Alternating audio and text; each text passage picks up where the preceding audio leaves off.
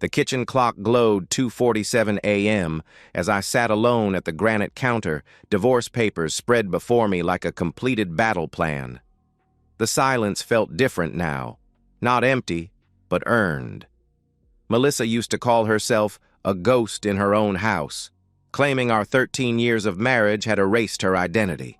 Now, she literally was one. Our Naperville cul-de-sac had promised the American dream, manicured lawns and neighbors who waved from driveways. I'd commuted to Schaumburg for 12 years, 2 hours daily in traffic to afford this life. Melissa handled PTA meetings and bake sales. We'd been good at it, or so I thought. The erosion started after our second child. Melissa talked about losing herself, feeling invisible. I listened, suggested couples therapy, then supported individual counseling when she said she needed space to find herself. I rearranged client meetings, handled weekend chores, anything to help her heal. Dr. Benjamin Klein entered our lives through Melissa's online research, a trauma specialist who helped people process long-buried identity issues. His business card lived on our refrigerator next to soccer schedules, his name becoming part of our weekly routine. "I have Dr. Klein today," she'd say Thursdays, and I'd adjust accordingly. The first months seemed promising. Melissa returned from sessions with different energy, lighter, almost giddy.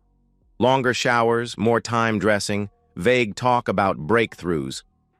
When I asked specifics, she explained that Dr. Klein said healing was private, that sharing too soon could interfere with progress. I celebrated what I thought was recovery. My wife was smiling, laughing at jokes, even initiating intimacy occasionally. The strange thing was how manic it felt, like performed happiness rather than genuine feeling. But I wanted to believe in healing, in second chances, in professional help. I wrote checks without question, grateful someone could reach her when I couldn't. Red flags were subtle. New perfume for confidence, texts saying sessions ran long, that Dr. Klein was making real progress. The way she'd hum after therapy days, carrying secret songs.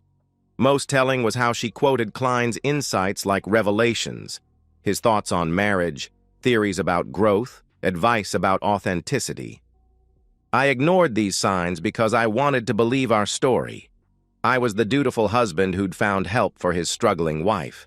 She was courageously doing healing work. Dr. Klein was the skilled professional guiding her back to wholeness. It was beautiful, and I clung to it even as evidence mounted that something else was happening.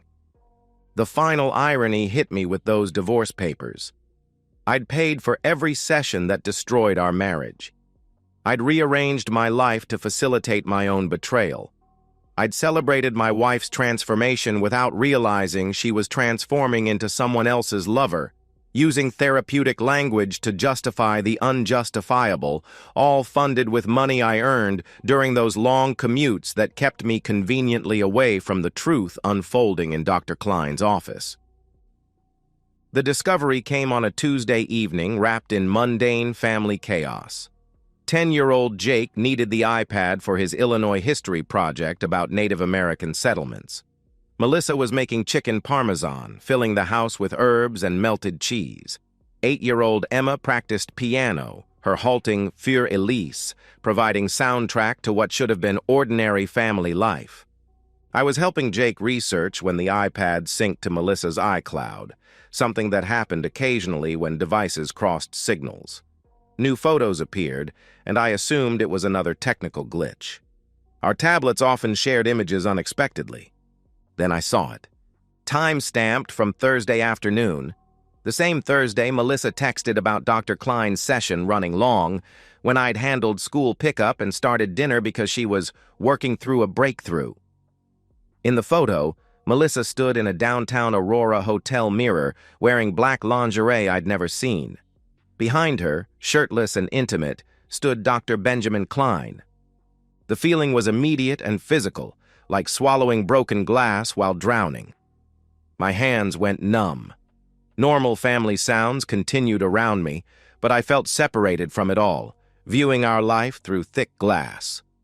I memorized every detail: the hotel's burgundy wallpaper, champagne on the nightstand, Melissa's possessive hand on Klein's shoulder, wedding ring visible.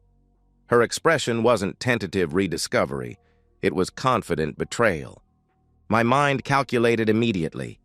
How many Thursday sessions? At least 20 over 5 months. How much per session? $160. How many rearranged client meetings for school pickup? How many conversations about her progress filled with elaborate lies about processing trauma and rebuilding authentic self? The devastating part wasn't sexual betrayal. It was realizing every conversation about healing had been performance. When she'd described Dr. Klein's insights helping her understand her authentic self, she'd been describing adultery in therapeutic language. When she'd explained healing required safe spaces and professional boundaries, she'd been establishing affair rules under mental health treatment guise. I sat there while my son researched beside me and my wife cooked in the next room. The juxtaposition was surreal, life's most normal moment occurring with its complete destruction. Jake asked about settlements, and I heard myself respond normally, helping him navigate websites. Functioning while everything collapsed felt like an out-of-body experience. I was performing father and husband while my identity dissolved. I quietly closed the iPad and finished homework help. At dinner, I complimented Melissa's cooking while she described her productive session with Dr. Klein, nodding supportively while knowing exactly what productivity meant. Internally, something fundamental shifted. The hopeful husband was gone, replaced by someone who understood hope was a luxury I couldn't afford. Tucking my children into bed that night, I made the decision that would define everything. I wouldn't confront Melissa until I had everything needed to win. The transformation from betrayed husband to methodical investigator happened overnight. By Wednesday morning, I was researching private investigators during lunch breaks, using incognito browsers with the precision of someone who'd learned trust was liability. A former colleague had mentioned Russ Karpinski, an ex-cop who specialized in delicate situations requiring documentation. I met Russ at a Schaumburg Denny's Saturday morning. He was exactly Central Casting would order, gruff, weathered, possessed of cynicism from seeing humanity's worst professionally. When I explained the situation, showing the iPad photo I'd transferred to secure email, he didn't blink. "Therapist banging his patient," he said, stirring sugar into coffee strong enough to dissolve metal. "Classic boundary violation. Your wife's not the first to confuse healing with screwing. Klein's definitely not the first shrink taking advantage. What do you want accomplished?" I wanted everything. Documentation of the affair, evidence of Klein's ethical violations, timeline proving pattern and intent, financial records showing how I'd unknowingly funded their relationship. Most importantly, proof that would protect my children from a mother who'd prioritize adultery over parental responsibility. Russ explained the process with clinical detachment. Surveillance would establish routine and provide photographs. Financial investigation would trace hotel payments. Digital forensics might recover deleted communications if I gained device access. His retainer fee made me wince, but compared to what I'd spent on Klein's sessions, it felt like investing in justice. Simultaneously, I consulted Margaret Holloway, a Wheaton divorce attorney whose reputation for infidelity cases was legendary and expensive. Her glass and steel office was designed to intimidate, and Margaret was exactly who you'd want during warfare disguised as legal proceedings. "Illinois is no-fault divorce," she explained, "but adultery factors into custody and asset distribution, especially with evidence of poor judgment affecting parental duties. What you've shown suggests marital misconduct and potential psychological manipulation. We need to document everything, not just the affair, but how it impacted her mothering." Margaret outlined strategic timeline. Continue gathering evidence while maintaining normalcy. Document every instance Melissa chose therapy over family obligations. Photograph household conditions. Keep detailed parental neglect records. Protect assets by opening separate accounts, establishing my role as stable, financially responsible parent. The next 3 months became compartmentalization masterclass. At home, I remained supportive husband, praising Melissa's progress, while internally cataloging lies. I took additional household responsibilities, which she accepted, claiming therapy was emotionally exhausting. I documented these conversations, noting how she used psychological terminology, justifying increased selfishness. Russ's surveillance revealed predictable, enraging patterns. Thursday afternoons weren't the only meetings. Melissa and Klein met Tuesday mornings when kids were in school, occasionally Saturdays during her errands. Aurora Hotel was primary, but they'd used Klein's office after hours and once dined in Naperville, 2 miles from home. Evidence photographs were professionally thorough, entering and leaving hotels, Klein's hand on her back through parking lots, Melissa checking mirrors before meetings. Most damaging were images from days she'd claimed sickness, canceling family plans for affair schedules. Surveillance captured audio through Klein's habit of leaving car windows open during calls. Russ recorded conversations where they discussed their relationship with shocking casualness. They joked about my naivety, Klein calling me perfect old husband, Melissa laughing about how I thanked her for therapy work. They discussed future plans, Klein suggesting they could continue indefinitely maintaining professional appearances. Most damaging evidence came from building security footage Russ obtained through hotel management contacts. Videos showed their routine explicitly: staff familiarity, comfortable navigation, intimate elevator interactions. These weren't random encounters, but calculated, ongoing adultery conducted with sustainable betrayal efficiency. By February, I had 3 months documentation: hotel receipts from Klein's credit records, hotel staff testimony. Margaret drafted divorce papers reading like indictments, detailing adultery, emotional abandonment, financial deception, and prioritizing extramarital relationships over parental duties. The difficult part wasn't gathering evidence, it was maintaining normalcy while fury consumed me. Every morning, watching Melissa dress for fake sessions, knowing she chose clothing Klein would remove in hotels I indirectly funded. Every evening, listening to elaborate insights about marriage and authenticity, understanding she was describing betrayal in therapeutic language. But patience was power. Reviewing final surveillance reports in March, I realized Melissa and Klein had grown so comfortable they'd become careless. 3 months of meticulous documentation was about to destroy their affair and futures. The question remaining was execution timing. Friday morning, March 15th, arrived with crisp spring air that usually made me optimistic about beginnings. The irony wasn't lost as I prepared to end my marriage on a day feeling like renewal. I'd chosen timing carefully, both kids in school, giving Melissa hours to process without traumatizing Jake and Emma. The process server arrived exactly at 7:30 a.m. as Melissa packed lunch boxes and reminded kids about after-school activities. I watched from the living room as she opened the door, expecting package delivery and receiving legal papers that would shatter her double life. Her face went through rapid expressions: confusion, recognition, then primal panic. "Daniel?" she called, voice breaking. "What is this?" I walked into the kitchen where she stood frozen, divorce papers scattered across the counter next to Emma's cereal bowl. Kids were upstairs getting backpacks, normal morning chatter filtering down, blissfully unaware their family was disintegrating. "It's exactly what it looks like," I said, voice steady in surprising ways. "I know about Dr. Klein. The Aurora Hotel. Every Thursday afternoon, Tuesday morning, and Saturday you've spent with him instead of your family."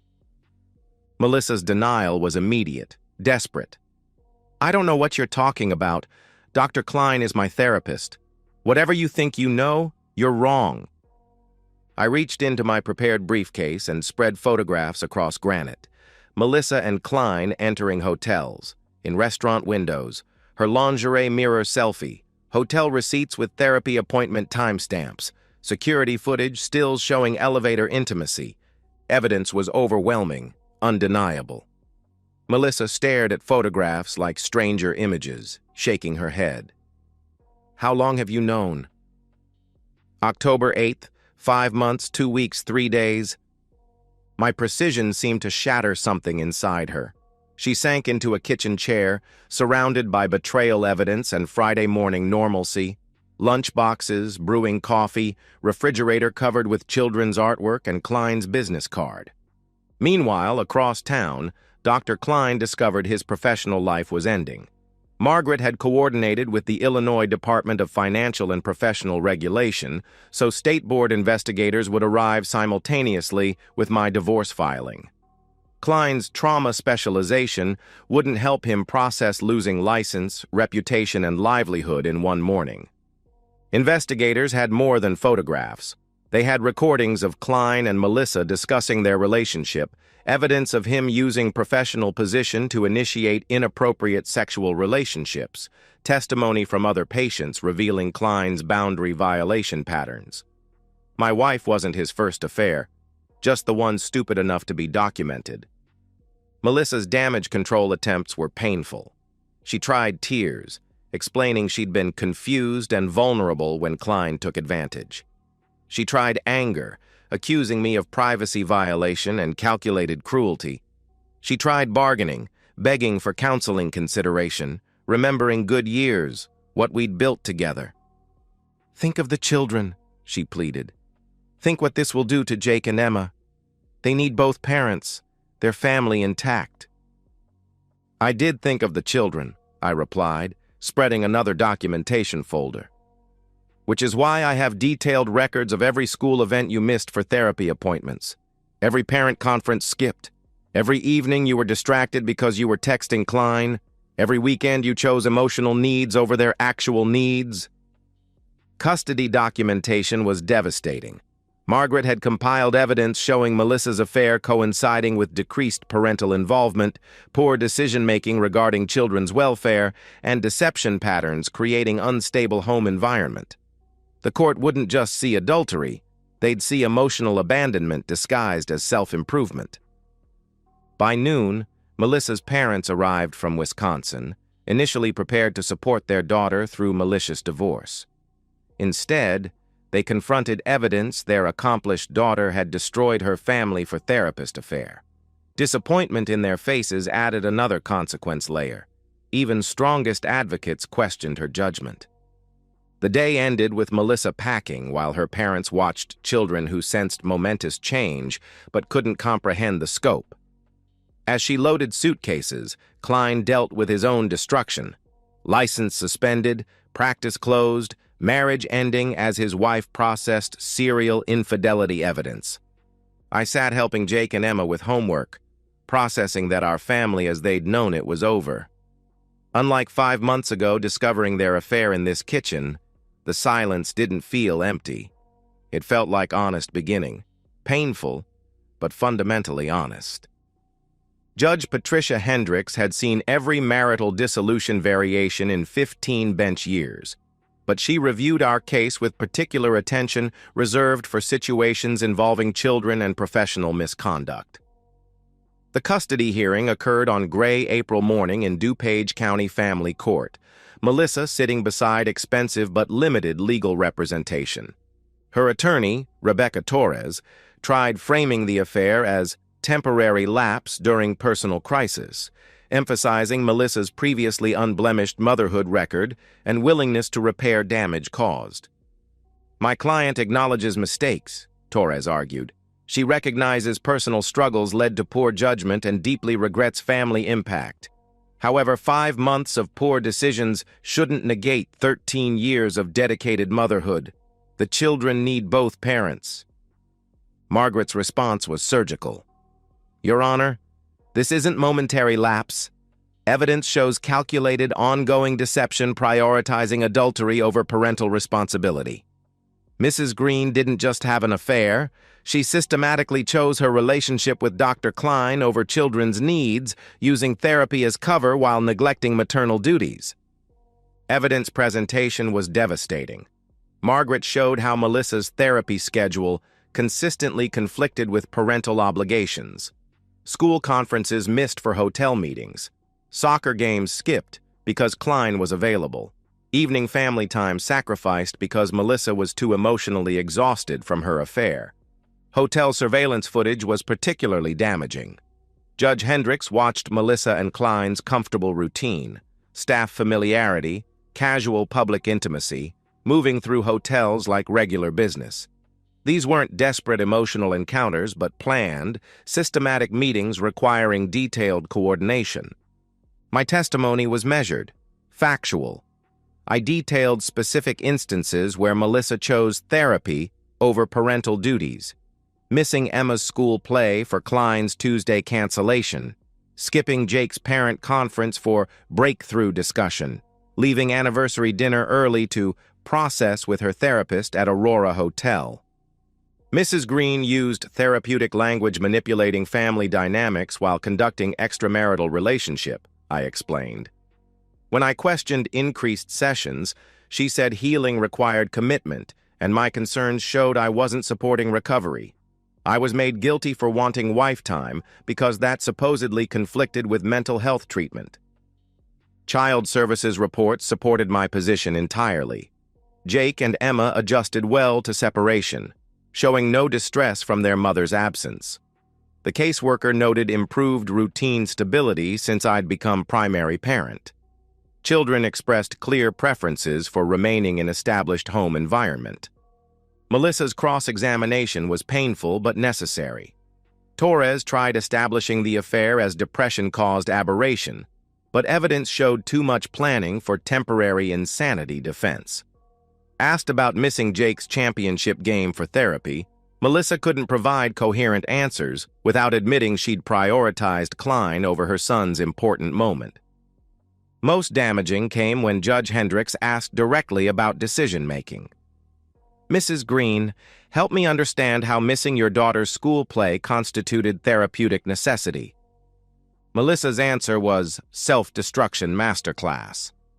Dr. Klein felt my healing required consistent, undisrupted sessions. He said canceling appointments for school events would interfere with identity progress. Judge Hendricks's expression didn't change, but implications were clear. Melissa had let her therapist lover convince her that children's needs were healing obstacles. She'd used professional authority, justifying personal selfishness while using family money funding, the relationship destroying her family. Dr. Klein's professional destruction provided additional context. His license was permanently revoked after ethics investigation revealed sexual relationship patterns with female patients spanning years. 3 other women came forward with similar therapy-to-affair stories, emotional manipulation disguised as treatment. Klein wasn't just adulterous. He was a predator systematically exploiting vulnerable women. Judge Hendricks's ruling was comprehensive. I received full custody. Melissa granted supervised visitation twice monthly at Family Services Center. The marital home remained mine with primary asset custody. Melissa's savings portion would be consumed by legal fees and life-rebuilding costs.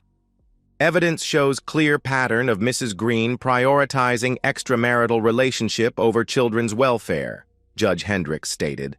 While parents are human and capable of mistakes, the systematic deception and willingness to sacrifice parental duties for personal desires demonstrates concerning judgment affecting custodial fitness.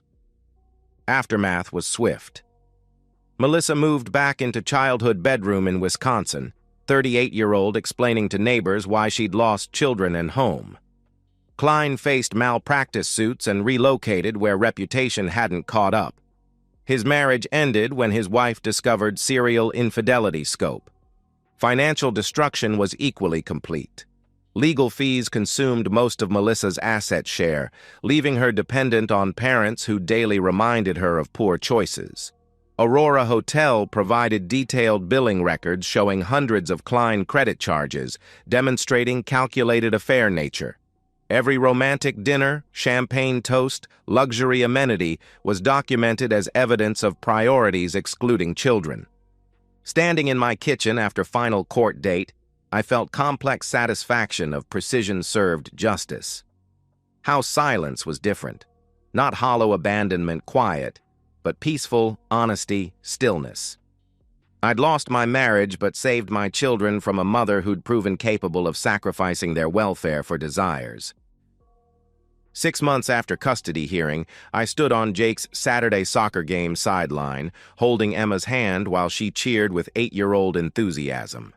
October air was crisp. Sunshine felt like blessing on our family's new version. I was no longer the father rushing from work to make games.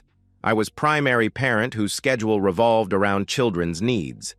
Single parenthood required different energy, more patience, better organization, ability to be both parents when situations demanded. But there was deep satisfaction in routine predictability, interaction honesty, and knowing every decision put Jake and Emma first. I'd begun dating tentatively, coffee meetings during school hours, careful conversations with women understanding my kids were priority. Betrayal experience taught me to value transparency above all. I asked direct questions about expectations, past relationships, future goals with frankness. Some found refreshing, others intimidating. Either reaction told me what I needed.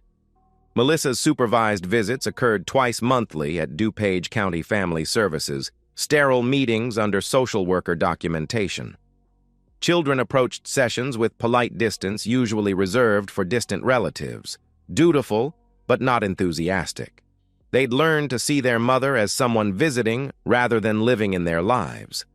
Melissa's relationship rebuilding attempts were awkward affairs, with forced enthusiasm and desperate questions about school, friends, activities she no longer understood context for.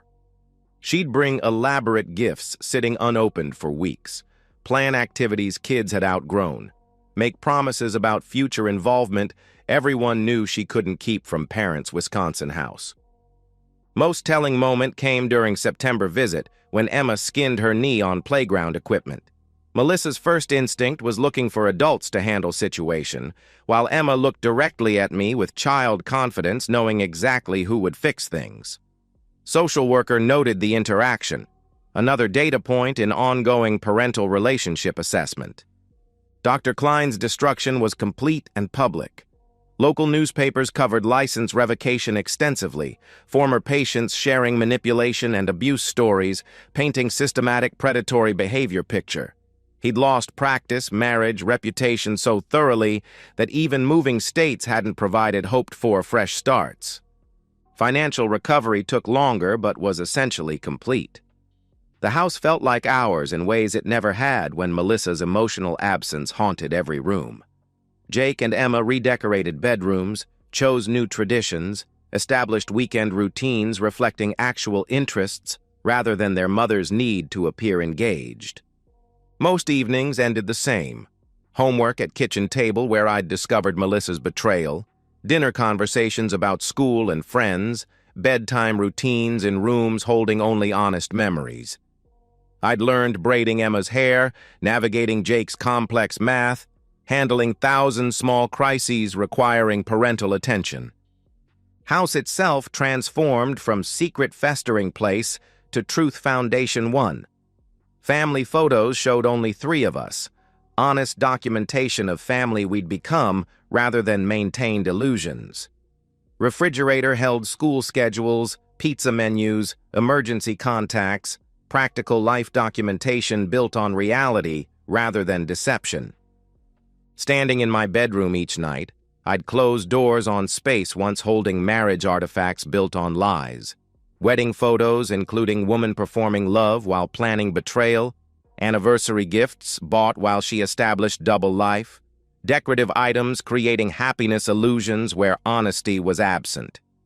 Now, tucking Jake and Emma into beds in home unquestionably theirs, I understood that while I couldn't save marriage, I'd successfully protected life's most important parts. Children who fell asleep knowing their father would be there mornings, ready for whatever next day brought. House sheltering honesty instead of harboring deception. Future built on truth rather than beautiful lies collapsing under reality's weight. And so, we've reached the end of today's story. Was it what you expected, or did it take a twist you didn't see coming?